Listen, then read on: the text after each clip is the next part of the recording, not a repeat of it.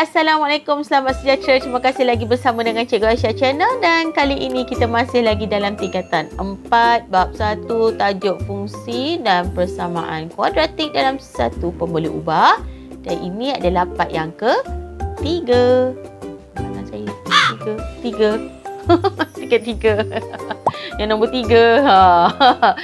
Okey, alright. Kali ini kita nak revise balik apa yang kita belajar pada part yang kedua. Hari tu last sekali.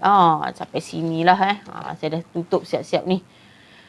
Dekat lukis paksi simetri. Ya ke kat sini? Bukanlah. Bukan. Last sekali kita belajar mengenal bentuk. Mengenal bentuk. Apa yang berlaku pada nilai A, nilai B, pada nilai C. Dalam graf persamaan kuadratik. Tu dia. Dah tunggu terbalik kertas ni saja. Saya ni suka ajar pakai kertas. Tak suka sangat pakai gadget. Kadang-kadang ada juga video saya ajar pakai apps kan. Pakai aplikasi. Tapi dalam konteks Cikgu Aisyah Channel ni saya gemar pakai kertas. Menggamit memori sikit Sebab saya dulu suka belajar bertulis macam ni. Jadi saya harap yang melihat ni pun suka juga kalau saya dapat tulis-tulis buat secara manual.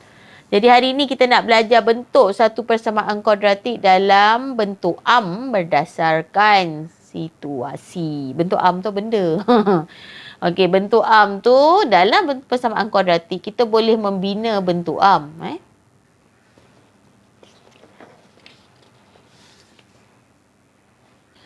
Bentuk am ni selalunya kalau kita nak tulis mesti dia ada A kat depan, sebelah X kuasa 2. Tambah B, X, tambah C. Lepas tu mesti jadi sifar last sekali. Sama dengan kosong. Ini kita panggil dia sebagai bentuk am. Jadi, jom kita baca soalan yang pertama.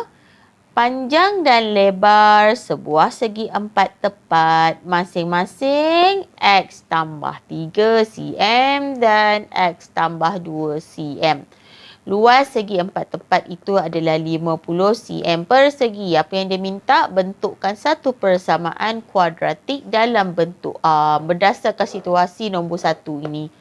Jadi, kita tulis dulu apa kehendak dia. Dia kata segi 4 tepat. Kita lukislah segi 4 tepat. Kan? Right. Lebarnya berapa? Lebarnya X tambah 2. Panjangnya berapa? X tambah 3. Okay, jadi semua ni dalam unit apa? Unit cm. Jadi kalau kita belajar waktu kita sekolah rendah ataupun kita belajar dalam tajuk luas dan perimeter bab tingkatan 1, boleh tengoklah dalam video saya tingkatan 1. Saya ada ajar untuk kira satu luas segi 4 tepat. Dia ada formulanya. Kena ingat formula ni. Formula dia panjang darab lebar. Yang ni memang kena ingat Jadi, apa yang panjang, apa yang lebar? Okey, jom kita tengok panjangnya X tambah 3. Lebarnya X tambah 2. cm tu tak payah tulis dulu. Biarkan. Dan dia kata, panjang dan lebar, luasnya ni sama dengan 50 cm persegi. Jadi, saya tulis 50 sahajalah. Kita tak ambil cm tu apa tu. Dan caranya daripada sini, kita masuk dalam tajuk bab 2 tingkatan 2 rumus. Dan tajuk bukan rumus algebra. Tajuk algebra. Persamaan algebra. Yang mana kamu kena kembangkan. X darab X, X kuasa 2. X darab 2 tambah 2X. 3 darab X tambah 3X. 3 darab 2 dapatnya 6. Sama dengan 50. 50 ni pun pindah ke sebelah. Kita dapat X kuasa 2. Yang ni 2 kita settle. Tambah 5X. Tambah 6. Tolak 50 lah. Sebab sini positif kan. Pindah sebelah. Jadi negatif. Dapatnya apa? Sifar. Jadi 6 tolak 50. X kuasa 2. Tambah 5X. Negatif, boleh tekan kalkulator. 6 tolak 50 dapat berapa? 44. Jadi persamaan Allah, apa mana datang sifar ni? Astaghfirullahaladzim. Jadi saya tulis balik kat bawah ni. X kuasa 2 tambah 5X tolak 44. Tangannya tu nak laju tulis sifar. Sifar kat sini. Bukan kat sebelah. Kat sini. Okey, inilah jawapannya dalam bentuk am. Jadi kalau saya susun ni, dekat sini awak akan nampak. Kan macam bentuk am kan? X kuasa 2 tambah 5X tolak 44. Inilah bentuk am yang dia nak tu. Okey? Boleh? Okey. Senang je ni Mesti dah kena ikut dalam bentuk ni. Cuma tips dia macam ni kena tahu keywords dia. Dia nak apa? Luas. Luas apa? Segi 4 tepat. Jadi kena tahu formula dia lah. Jadi formula ni nak kena ingat lah ni. Panjang dan lebar ni. Dan pertukaran simbol semua hati-hati. 50 pindah sebelah dia jadi tolak 50. 6 tolak 50 negatif 44. Jadi inilah persamaan kuadratik. Janganlah terbalik-terbalikkan dia. Dia nak dalam bentuk am jadi susunnya begini. Kalau X kuasa 2 tu letak di depan. X tu letak di tengah. C tu letak di hujung. Okay. Sama dengan kosong. Okay. Jom kita tengok soalan yang seterusnya. Harga bagi 1 kilogram durian ialah RM10X tambah 7. Puan Mazna telah membayar RM259 bagi 3X tolak 2 kg durian. Jadi operasi apa ni? Operasi darab kan? Dia kata 1 kilogram RM ni. RM 10X tambah 7. Lepas tu dia bayar banyak ni bagi berapa kg durian. Ni kg durian. Jadi kita darab dengan kg durian ni. Dan kita dapat 259. Okay. Dari sini sama juga konsep dia. Menggunakan algebra bab 2. Tingkatan 2. Terkembangkan dia. 10 darab 3. 10 darab 3, 30. 30x kuasa 2. Okay.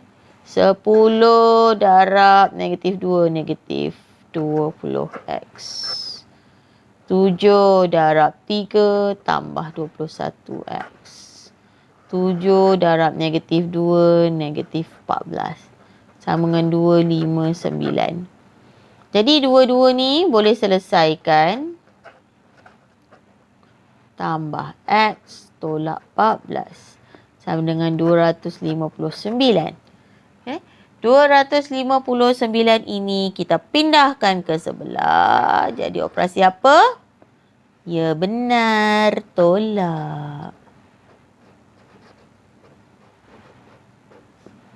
Jadi yang dekat sini sama dengan ni jadi kosong lah. Sebab kita dah pindahkan ke sebelah. Jadi belah sini kita boleh settlekan dia. Negatif 14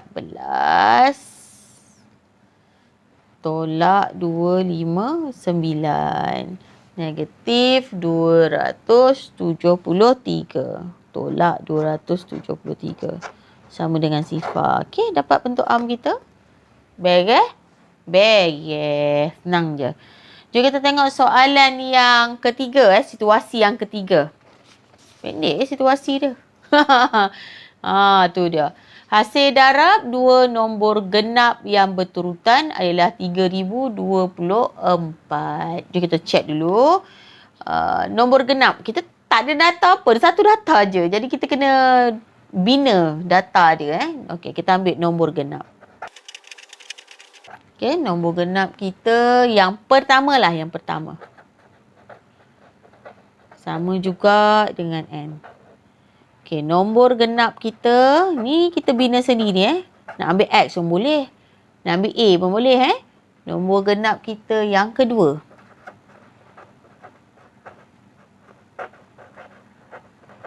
Sama juga dengan N tambah 2. Kenapa N tambah 2? Okey, contohlah. Contoh, saya bagi contoh. Okey, ambil lah nombor genap yang pertama kita. Contoh, kita ambil 2. Okey, ini yang pertama. Kalau kita ambil nombor genap yang kedua tu, kita tambah dengan apa? 2 ni. Jadi nombor genap tak? Jadi kan. Jadi apa? Nombor apa? Nombor 4 kan. Ataupun kita ambil contoh yang ke seterusnya. Ambil lah nombor genap yang pertama kita 8. Ni yang pertama. Kalau kita tambah 2, dia jadi tak nombor genap? Jadi kan nombor genap yang kedua kan? Jadinya apa? 10. Jadi ini kita andaikan.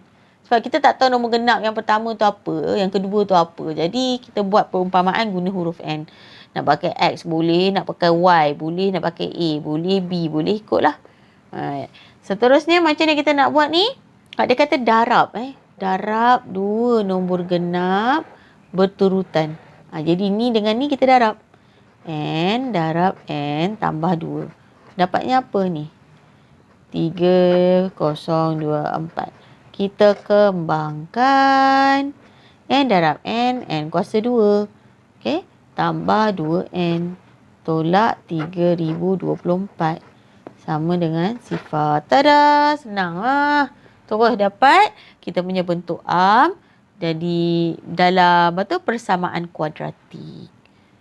Nak lagi ke? Lagi satu? Kita bagi satu lagi contoh situasi. Macam mana kita nak bina kita punya persamaan kuadratik. Satu lagi. Okay, this one. Bagi contoh lagi. Bagi 4 contoh. Mudah-mudahan sampai ilmu ni. Seterusnya, Salina adalah 9 tahun lebih muda daripada suaminya. Hasil darab umur mereka ialah 1960. 1960. Ini pun lebih kurang macam tadilah kerana kita tak tahu pun umur Salina dan suaminya ataupun umur suaminya pun tak ada data. Yang dia kata Salina ni lebih muda daripada dia ni. Jadi kita ambil lah umur suami. Umur suami Salina. Saya tak tahu apa. Saya nak letak X lah. Okay. Umur Salina. Sama juga dengan dia kata 9 tahun lebih muda. Maka X itu tolak 9 lah. Sebab dia kata lebih muda kan. Kalau lebih tua tambah. Kalau lebih muda tolak. Jadi kat sini dia kata hasil darab. Umur mereka berdua. Jadi ini dengan ini kita darab lah. Sama juga dengan 1960.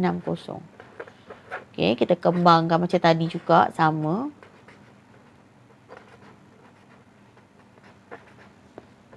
Yang ni kita pindah ke sebelah. Jadi tolak. Jadi terbentuklah persamaan kuadratik dalam bentuk am. Boleh? Okey, beres.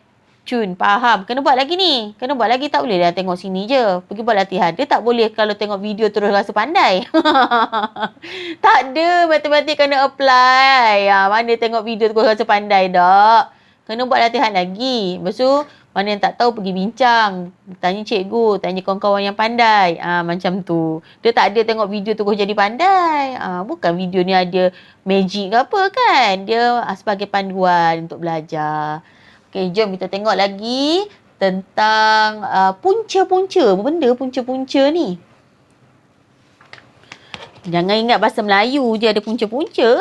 Bahasa matematik kita pun ada terma yang kita panggil punca-punca ataupun punca. Bukan punca kejahatan, punca perpisahan. Bukan. Ini punca dalam matematik. Itu bahasa Melayu tu. Yang ni dalam matematik ni. Apa maksud punca? Sebenarnya dalam fungsi kuadratik ataupun ungkapan kuadratik punya graf kan, yang kita tengok bentuk melengkung macam ni, fungsi. Dia kalau kita tengok dia bersilang pada paksi X ni. Kat mana dia bersilang ni? Kat sini kan? Nampak ni. Sini bersilang satu. Sini bersilang satu. Tempat dia bersilang pada X ni, itulah yang kita panggil punca. Itulah yang kita panggil sebagai punca. Tapi sebab dia ada dua, kita panggil punca. Punca. Gitu. Jadi kalau ikutkan gambar ni, punca-punca, graf fx sama dengan x kuasa 2 tolak x tolak 2 ni. Ni graf ni nama dia ni. Ni nama graf yang melengkung ni. Okay. Di mana puncanya, semua puncanya. Dia ada dua lah punca-punca dia. Yang mana punca-puncanya adalah X sama dengan, kat sini negatif 1 ni. Ni negatif 1 yang tadi saya dah terconteng atas dia. Negatif 1. Negatif 1. Satu lagi dekat mana? X sama dengan 2. Inilah punca-punca dia daripada gambar. Kita boleh nampak. Ataupun kalau soalan itu dia katanya cari nilai punca bagi ungkapan kuadratik. Cari nilai punca bagi fungsi kuadratik. Dia bagi tapi tak bagi gambar. Tak bagi gambar macam mana kita nak tahu dia silang? Kita boleh kira menggunakan kaedah pemfakturan. Pun boleh. Caranya kita keluarkan dulu A, B, C daripada sini. Okey, daripada sini kita tengok A dia apa? Sama dengan 1. B dia sama dengan -1. C dia sama dengan -2. Okay. Jadi kita tekan apa? Kalkulator ni tekan mod sampai EQN tekan 1. Unknown ni tekan arrow ni tekan kanan. Degree tekan 2. A dia apa? A dia 1. B dia apa? 1. B dia 1 ke? Loh, terbabas. A dia 1. B dia -1. Ni -1. Jangan terlupa ambil simbol kat depan ni. Tadi terbabas tadi. Dengan C tu -2. Pap. Jadi kita dapat X kita. Satu kita punya X tu adalah 2. Satu lagi, -1. Sama je. Jawapan dia. Bezanya, kalau dia bagi soalan, tidak ada gambar, kita boleh guna kaedah apa? Pemfakturan. Tapi, kalau dia bagi gambar macam ni, terus tengok pada gambar kat mana dia menyilang pada paksi X. Sebab tu kita tulis X sama dengan. Sebab dia menyilang pada paksi X ni. Pada ni. Kat mana? Okay, tengok contoh soalan yang kedua pula. Kat mana? Mana punca dia? Kat mana? Betul. Dekat sini. Sebab dia menyilang satu tempat je. Ni menyilang dua tempat. Maka ni ada punca saja. Dia tak ada punca-punca. Punca saja. Jadi X sama juga dengan 1. Kalau kamu guna EQN, kalau kamu guna persamaan ni, kamu tak ada gambar tapi kamu nak cari dia punya punca, boleh kuat kaedah pemfakturan. Tapi kamu kena ni kaedah yang kedua. Kalau tak ada gambar, kamu keluar dulu. A dia 1, B dia sama dengan -2, C dia sama dengan 1. Tekan kalkulator. Okey, 1 -2 1. Jadi dapatnya apa? 1. X sama dengan 1. Tak ada dah. X sama dengan 1. Satu je. Nampak? Sama. Sama juga jawapan dia. Maksudnya ada dua kaedah lah. Satu boleh tengok gambar. Satu lagi guna kaedah pemfakturan. Boleh pilih. Okay, ini untuk cari punca-punca dia. Kalau belajar matematik tambahan, dia ada unjuran lagi tentang punca-punca ni. Kalau matematik, tak kat sini saja kita belajar. Alright. Kita teruskan lagi. Satu lagi. Satu bahagian lagi. Berkenaan dengan punca juga. Jadi soalan dia cakap kat sini, tentukan sama ada nilai-nilai X berikut. Nilai-nilai X. Inilah dua-dua nilai X ni merupakan punca bagi persamaan kuadratik ini ataupun bukan. Ini punca tak kepada ni. Kalau tadi kita tengok gambar, kita cari punca-punca, betul tak? Tengok gambar, kita cari punca. Ataupun kita tengok persamaan, kita cari punca-punca dia menggunakan pemfakturan. Tapi, kalau yang ni, dia dah bagi punca-punca. Tapi dia tanya, ini adalah punca-punca bagi persamaan ini ke tidak? Kalau nak guna kalkulator, boleh check. Tapi nak guna kaedah ini lagi bagus, ada jalan kerjanya. Ada jalan kerjanya. Caranya, kita tengok persamaan ni saya tulis dulu. X kuasa 2 tambah 2X tolak 3. Ni kosong ni. Belah kanan ni letak sini. Pop. Jadi, semua nilai X ni yang dalam persamaan ni ganti dengan nombor 1. Semua nilai X dalam persamaan ini gantikan nombor 1. Jom kita test. 1. Ni X kan? Gantikan 1 kuasa 2. Tambah 2. Ni. Tolak 3. Kita kat sini kosong dia kekal. Kosong. Tak ada. Mana ada X kan kanan ni? Kosong je kan? Ada sifar je kan? Tulis sifar. Jadi kita masukkan nilai dia. Ini mod tadi dah jadi macam ni tekan mod, tekan 1. Kembali pada asal. 1 kuasa 2 tambah 2 tolak 3. Dia akan jadi sifar. Sini sifar. Kat sini pun sifar. Okey, saya punya soalan, kiri dan kanan nilai dia sama ke tidak?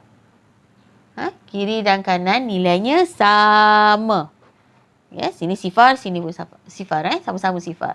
Maka, bila dia sama kiri dan kanan, maka X sama dengan 1 ini adalah punca bagi persamaan ini. Maka X sama dengan 1 ialah punca bagi persamaan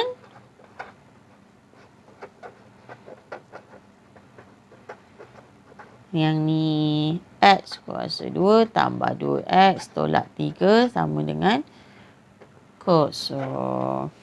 Senang je, masukkan nilai je.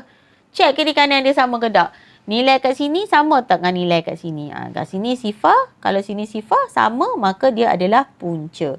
Okay, jom kita uji pula yang B ni. Adakah dia punca terhadap persamaan ini? Saya tulis dulu persamaan ni supaya kamu boleh bandingkan dan masukkan nilai. Okey. Negatif 2 kuasa 2 tambah 2 negatif 2 tolak 3. Sini sifar. Jom kita tekan kalkulator. Sini sifar ni kekal lah sifar. Kat sini. Negatif 2 kuasa 2 tambah 2 negatif 2 tutup tolak 3. Dapatnya apa? Betul. Dapatnya negatif 3. Sama ke tidak? Tidak sama. Tapi disebabkan dia tak sama. Ni tandanya tidak sama tau. Ni sama. Tidak sama ni dia slash dengan tengah.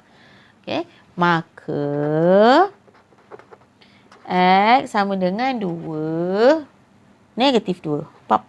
Okay. Bukan punca. Sebab dia tak sama. Bagi persamaan X kuasa 2 tambah 2X tolak 3 sama dengan sifar. Senang je. Jadi punca-punca ni sama ada kita nak cari tengok gambar, kita faktorkan dia. Ataupun kalau keluar soalan macam ni, selalu keluar dekat kertas 1, kamu hanya perlu bandingkan kiri dan kanan. Sama atau tidak. Kalau sama, punca. Kalau tak sama, bukan punca. Alright, kita sebenarnya ada lagi satu part terakhir dalam bab 1 tingkatan 4 ni. Part terakhir ni melukis graf.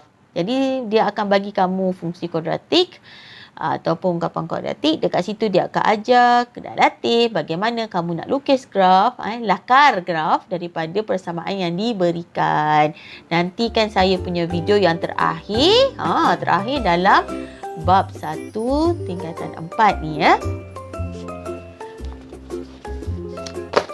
Baiklah, rasanya takat sini saja video yang bahagian ketiga yang kita ulang kaji sikit yang video part 2 dan kita masuk lagi part 3 membina bentuk arm daripada situasi yang diberi dalam persamaan kuadratik.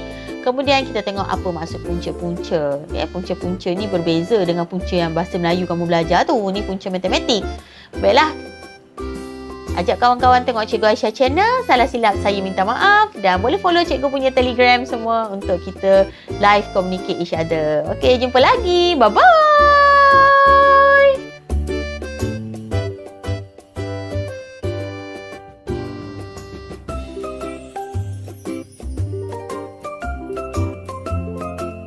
Cikgu Aisyah channel.